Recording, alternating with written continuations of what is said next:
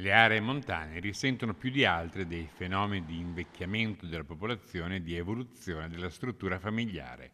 Tuttavia in queste aree, più che in altre, si deve fare i conti con lo spopolamento e con le caratteristiche del territorio. Non possiamo rimanere fermi, non possiamo però governare alcune dinamiche che sono troppo lunghe nel tempo, per esempio lo spopolamento, il calo demografico è un transatlantico che non riusciremo a muovere nei prossimi 10 anni, per cui dobbiamo cercare di agire su quello che abbiamo in termini di risorse umane e materiali e lì provare a cambiare alcune cose. Nella pubblica amministrazione, che notoriamente è un settore un pochino fermo, questo bisogno di innovazione è ancora più spinto. La situazione è tale che lo sviluppo ne risente nel presente come in prospettiva, anche per la mancanza di elementi attrattivi. Abbiamo bisogno di fare in modo che chi viene a lavorare nel nostro territorio, non solamente per gli aspetti turistici, abbia la possibilità di trovare alloggio e di restare nel territorio.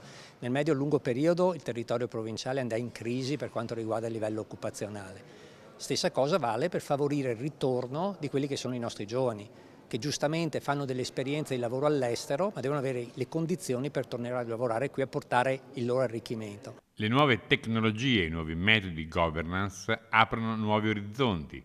Saperli utilizzare potrebbe dare prospettive migliori alle terre alte di domani. Noi riteniamo che le attuali unioni montane devono essere riviste, accorpate, rese appetibili e attraenti anche per chi deve venire a lavorare all'interno della pubblica amministrazione e garantire maggiori servizi.